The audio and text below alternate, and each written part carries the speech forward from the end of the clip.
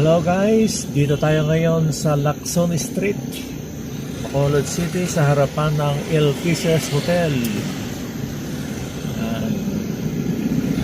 Kung mapapansin ninyo sa unahan ay marami nang nakasabit na mga bilog-bilog sa taas. Yan ay dahil sa ngayong darating na Pebrero ay magkakaroon dito ng Bacolod Festival. Dito yung ginaganap sa Lacson Street. Kasi itong Lacson Street, ito ang pinaka main road dito sa Bacolod City. Dalawa ang main road dito, Lacson Street at saka Araneta Street. So ito ang pinaka main road ng Bacolod City, ang Lacson Street.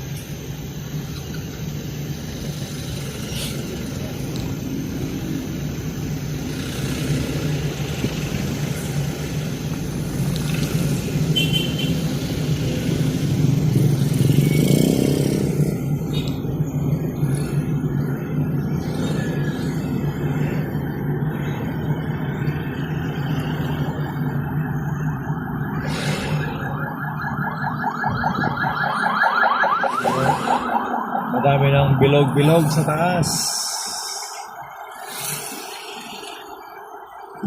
Bacolod Festival.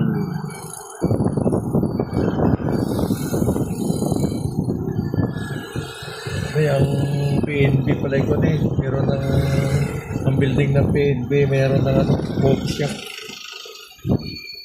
Yung nasa kanan na building na mataas, ayan ay Seda Hotel. Isa sa pinakabagong hotel dito sa Bacolod City.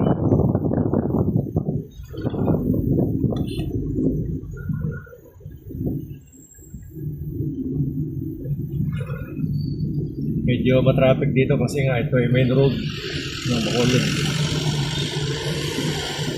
Dito dumadaan ng halos lahat ng mga sasakyan.